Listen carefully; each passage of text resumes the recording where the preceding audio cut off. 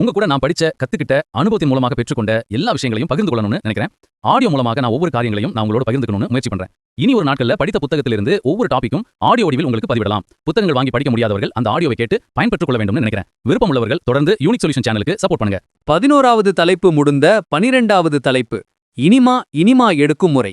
தலை உயரத்தில் அதிகபட்ச உயரத்தில் இனிமா கேனை சுவரில் மாட்டிக்கொள்ளவும், நாசிலின் மீது அல்லது அத்துடன் இணைக்கப்பட்ட ரப்பர் கத்தீட்டர் மீது தேங்காய் எண்ணெய் சிறிது தடவவும்.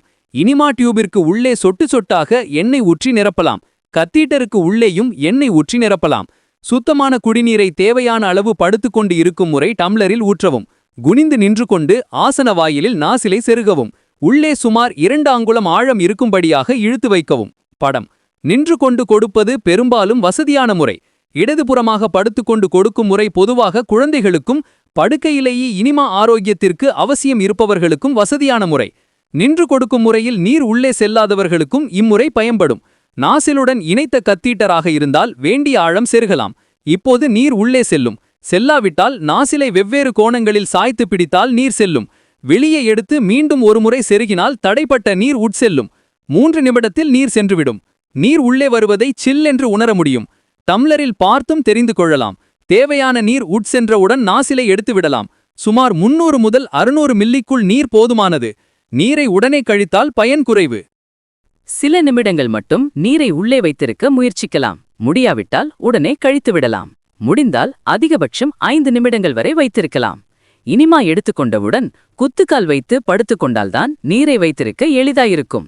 நின்று கொண்டும் உட்கார்ந்து கொண்டும் இருந்தால் சிரமம். தேவையான நேரம் வைத்திருந்துவிட்டு நீரை கழித்துவிடலாம். அந்த நீர் மலத்தை இழுத்து கொண்டு வரும். வெப்பமும் குறையும்.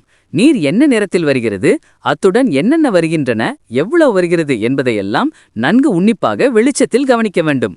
துர்வாடையினையும் கவனித்து ஆராய்ச்சி செய்யவும். இனிமாவின் சிறப்புகள். இன்று பல காரணங்களால் ஏற்படும் மலச்சிக்கலே எல்லா நோய்களுக்கும் முக்கிய காரணமாகும். ஆனால் எந்த மருத்துவத்திலும் மலச்சிக்கலை முக்கிய காரணமாக கருதி அதற்கு வைத்தியம் செய்து நீக்குவதில்லை. அப்படி வைத்தியம் செய்வதாக வைத்துக்கொண்டாலும் அதில் உடனே மலச்சிக்கல் போகாது. ஒரு நாளோ அரை நாளோ ஆகும். பேதிகள் மருந்துகள் கொடுப்பது கெடுதல் தான் செய்யும். படுக்கையில் கிடக்கும் நோயாளிகளுக்கு மிகவும் சுலபமானது இயற்கை முறை இனிமாதான். இனிமாவின் இன்னொரு சிறப்பு 5 நிமிடத்தில் எல்லா மலமும் கழிந்து விடுவதுதான். காலையில் இனிமா கொடுத்து மலத்தை வெளியேற்றிவிட்டால் அன்று முழுவதும் பிரச்சனை இல்லை. நோய் என எதுவும் இல்லாதவரும் இதனை அன்றாடம் செய்யலாம்.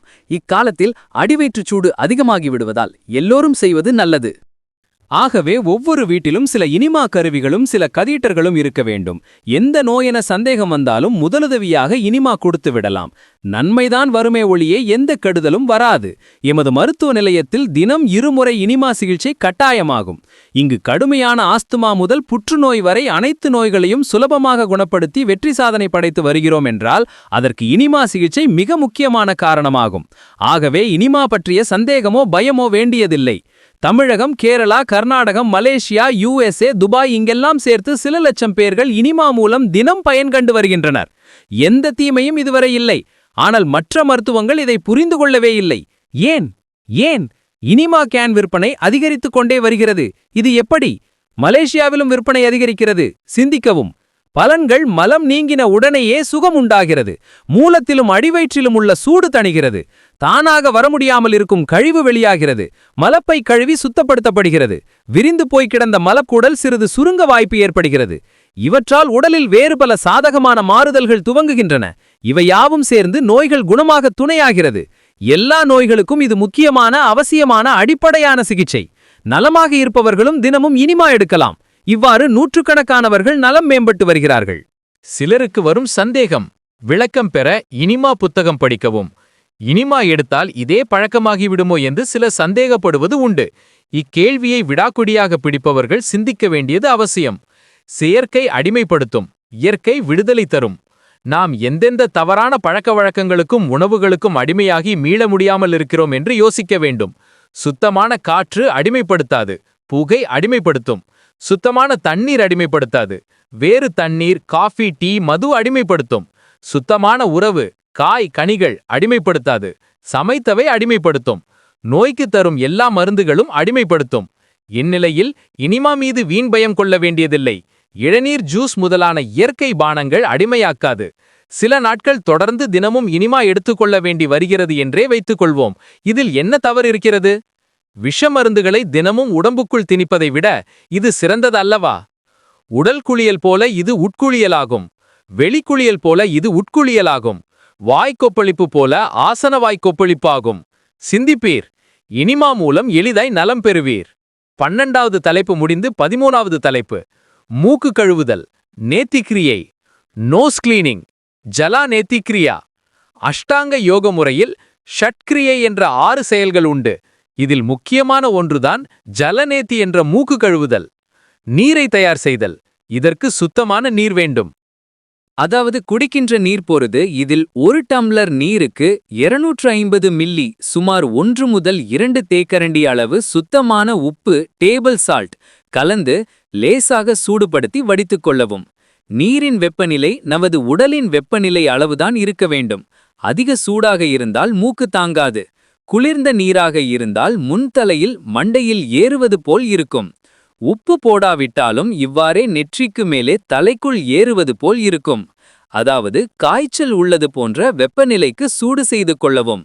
சுமாராக 100 பாகி ஃபாரன்ஹீட் ஃபீவரிஷ் உப்பு நீரின் தன்மை சளியை உறிஞ்சு வெறியை இழுத்து வரும் தன்மை இந்த இடத்தில் உப்பு நீருக்கு ஏற்படுகிறது. இதனை ஆஸ்மோசிஸ் என்பர். இது சவ்வூடு பரவல் முறையாகும்.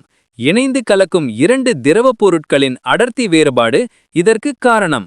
உப்பினை அதிகம் உள்ளே சாப்பிட்டால் சளி உண்டாகி பிடித்து உள்ளே இருந்து கொள்ளும் என்பதை புரிந்து கொள்ளவும். சளியும் ஒரு மலம்தான். வெள்ளை மலம், சளி, கபம், மியூக்கஸ் தான் நோய்களுக்கு காரணம். கடைசியில் யமன். செய்முறை 1. பக்கவாட்டில் திரும்புவது, மூக்கில் நீர் ஊற்றுவது, முன்புறம் இடுக்கை சிறிது மடக்கி குனிந்து நிற்கவும், பென் ஃபார்வர்ட். 2. தலையை மட்டும் பக்கவாட்டில் திருப்பவும், டில்ட் த ஹெட். வாயை லேசாக திறந்து கொள்ளவும், ஏனெனில் வாய் வழியாக சுவாசம் நடைபெறும். மூக்கில் நீர் போய் வரும்போது வாய்வழி சுவாசம் சுலபம் கூட்டல் இயல்பானது. நீர் நிரப்பிய மூக்கு குவளையை படத்தில் உள்ளது போல சரியாக கை விரல்களில் பிடித்துக் கொள்ளவும். மேலே உள்ள மூக்கின் துவாரத்தில் குவளையின் நுனியை சரியாக பொருத்தவும். மூக்கு குவளையை சற்று மேலே தூக்கினால் நீரானது மேல்மூக்கு வழியாக சென்று கீழ்மூக்கு வாய் வழியாக வெளிவரும். தானாக வரும் தந்திரம் செய்தது போல் வரும். வாய் வழியாகவும் சிறிது வரும். உறிஞ்சவோ ஊதவோ வேண்டியதில்லை. வாயை மட்டும் லேசாக திறந்து வைக்க வேண்டும். மனதில் மகிழ்ச்சியுடன் முகத்தை சிரிப்பு நிலையில் வைக்கவும். ஒரு குவளை நீர் முழுவதையும் ஊற்றவும். இவ்வாறே மறுபுறவும் தலையை திருப்பி அடுத்த மூக்கு வழியாகவும் ஊற்றவும். அவசியம் இருந்தால் மீண்டும் சில முறை செய்யலாம். ஊற்றி முடித்த பின் குனிந்தவாறே வேகமாக சுவாசத்தை வெளிவிட்டவாறு நீரையும் சளியையும் தள்ளவும். தலையை இன்னும் சற்று கீழே தாழ்த்தி இவ்வாறு ஓரிரு முறை செய்யவும். குனிந்து கொண்டு குதித்து குதித்தும் சளியை தள்ளலாம். மூக்கில் விரலை வைத்து சீந்தினால் மிக மெதுவாகத்தான் சீந்த வேண்டும். நீராடன் சளியும் தூசுகளும் வருவதை பார்க்க முடியும். சிலருக்கு பழைய நாற்றமான சளி கூட வரலாம். சிலருக்கு ஏதாவது ஒரு நாசி வழியாக நீர் வராது. வராவிட்டாலும் மறுநாசி வழியாக செய்யவும். இது 2 நாளில் சரியாகிவிடும். இதனை ஆண் பெண் அனைவரும் குழந்தைகள் முதல் பெரியவர் வரை எல்லோரும் செய்யலாம். காலையில் குளிக்கும்போது செய்வது நல்லது. தூசியில் வேலை செய்வோர் வேலை முடிந்து மாலையில் செய்யலாம். அன்றாடம் செய்யலாம். தினம் காலை மாலை செய்யலாம். பிராணாயாமம் மூச்சு பயிற்சி யோகா செய்பவருக்கு மிகவும் நலம் தரும். பலன்கள்: மூக்கிலுள்ள சளி அடைப்பு குறுகுறுப்பு தூசி நீங்கி சுவாசம் தெளிவாகும். ஆஸ்துமா, சைனஸ், டிபி, சளி, தும்மல் போன்ற நோய் உடையவர்களுக்கு மிக அவசியம். காய்ச்சல், தலைவலி, கண்வலி, காதுவலி, தொண்டை வலி, டான்சில்ஸ் இருக்கும்போது செய்ய வேண்டும். மூக்கு வாசனை சரியாக இல்லாதவர்க்கும் பயன் தரும். காதுவலி போன்ற பிரச்சனைகளுக்கும் இது நல்ல சிகிச்சை. புகையை உறிஞ்சி இழுப்பவர்கள், புகையிலை பொடியை உள்ளே திணிப்பவர்கள், இப்பழக்கங்களை விடாதவர்கள், விட முடியாதவர்கள் தினமும் மூக்கை கழுவ வேண்டும். பொடிக்காரர்கள் 2 முறை அவசியம் கழுவ வேண்டும். குடும்பத்திற்கு 1 குவளை போதுமானது. என்றாலும் ஆளுக்கொன்று வைத்துக் கொள்வதுதான் நல்லது. இது பிளாஸ்டிக்கினால் செய்யப்பட்ட எளிய சாதனம். கருவியின் படம் பார்க்கவும். இச்சிகிச்சை டிவியில் பலமுறை பல நிகழ்ச்சிகளில் காட்டப்பட்டுள்ளது. இது எந்தவித கெடுதலும் இல்லாதது. யாரும் பயமின்றி செய்யலாம். இந்த மூக்கு கழுவும் சிகிச்சைக்கான கருவி எல்லா இயற்கை மருத்துவமனைகளிலும் சுலபமாக கிடைக்கிறது. இதை மக்கள் அன்றாடம் செய்து நல்ல பயன்பெற்று வருகிறார்கள். சிலருக்கு உடனடியான பலன், சிலருக்கு ஆச்சரியமான பலன். 13வது தலைப்பு முடிந்து 14வது தலைப்பு கண் கழுவுதல், ஐ கிளீனிங். இன்று எல்லோருக்கும் பார்வை திறன் குறைந்து வருகிறது. இதனை ஓரளவு சரி செய்யும் இந்த நீர் சிகிச்சை உதவும். இது சிறந்த இயற்கை மருத்துவம் ஆகும். குளிர்ந்த சுத்தமான குடித்தண்ணீரை கண் கிண்ணத்தில் வழிய வழிய நிரப்பிக் கொள்ளவும். தலையை குனிந்து கொண்டு கண்ணை விழித்து கண் கிண்ணத்தினுள் கண்களை பொருத்தவும். இப்போது கண்விழி நீரினுள் மூழ்கியிருக்கும். கண்விழியினை உருட்டவும். ரொட்டேட். இமையை லேசாக மூடித் திறக்கவும். மீண்டும் புதிதாக நீர் நிரப்பி அடுத்த கண்ணுக்கும் இவ்வாறு செய்யவும். ஒவ்வொரு கண்ணுக்கும் 2-3 முறை செய்யலாம். இதனை காலையில் குளிக்கும்போது தினமும் செய்யலாம். அவசியம் வந்தால் ஒரு நாளில் 2-3 முறை கூட செய்யலாம். மற்றபடி கண்ணில் எந்த நோய் இருந்தாலும் செய்யலாம். டிவி பார்க்கும்போதும் பார்த்த பின்பும் செய்யலாம். சினிமா பார்த்து வந்த உடனே செய்யலாம். கம்ப்யூட்டரில் வேலை செய்பவர்கள் அவசியம் செய்ய வேண்டும். குப்பு நகரத்து சாலைகளில் போய் வந்த பின் கண் கழுவலாம். தூக்கம் விழிக்க வேண்டிய அவசியம் வரும்போது செய்யலாம். அதிகம் படிப்பவர்கள் செய்யலாம். பிரகாசமான விளக்குகளினால் கண்கள் களைப்படைந்த போது செய்யலாம். புகையில் கண்கள் சூடாக இருப்பதாக தோன்றும் போது செய்யலாம். அனலில் வேலை செய்பவர்கள், கண் பார்வை குறைவுள்ளவர்கள் செய்யலாம். தூசு, பூச்சிகள், இரும்புத் துகள்கள் விழுந்துவிட்டால் அவசியம் செய்ய வேண்டும். வீட்டில் சமையல் வேலைகளின் போது செய்யலாம். தியானம், யோகாசனம் செய்வதற்கு முன்பு செய்வது மிக நல்லது. தினம் 2, 3, 4 என பல முறை தீமையே இல்லை. கண்களை இவ்வாறு கழுவுவதனால் கண்களுக்கு இரத்த ஓட்டம் அதிகரிக்கிறது. செய்யலாம். புத்துணர்ச்சி வருகிறது. கண்கள் குளிர்ச்சி அடைகின்றன. கண்களில் உள்ள தூசி முதலியன வெளியாகின்றன. ஒவ்வொரு வீட்டிலும், அலுவலகத்திலும், தொழிற்சாலைகளிலும், வாகனத்திலும் அவசியம் இருக்க வேண்டிய மலிவான அற்புதமான உடையாது சாதனம் இது. தண்ணீர். கண் கழுவ உபயோகிக்கப்படும் தண்ணீர் குளிர்ச்சியாகவும் சுத்தமாகவும் இருக்க வேண்டும். துணியில் வடிகட்டிக் கொள்வது நல்லது. இந்த நீரில் நந்தியாவட்டைப்பூ, ரோஜாப்பூ, தாமரைப்பூ, மல்லிகைப்பூ ஆகியவைகளில் ஏதேனும் ஒன்றை போட்டு 1 மணி நேரம் வைத்திருந்து நன்றாக துணியில் வடித்து பயன்படுத்தலாம். ஆனால் பூக்களில் சிறு பூச்சிகள், புழுக்கள் இல்லாமல் பார்த்து கொள்ள வேண்டும். ஆகவே நன்கு துணியில் வடிகட்ட வேண்டும். தண்ணீரில் நல்ல பன்னீர் கலந்தும் பயன்படுத்தலாம். தண்ணீரில் சிறிது குளிர்ந்த நீர், ஃப்ரிட்ஜில் வைத்தது கலந்தும் பயன்படுத்தி பார்க்கலாம். ஒரே கண் கிண்டத்தை ஒரு குடும்பத்தில் உள்ளவர்கள் பயன்படுத்துவதில் தவறில்லை. ஆனால் ஆளுக்கொன்று வைத்துக் கொள்வதும் நல்லதுதான். கண் வியாதியுள்ளவர்களுடையதை மற்றவர்கள் பயன்படுத்தக்கூடாது.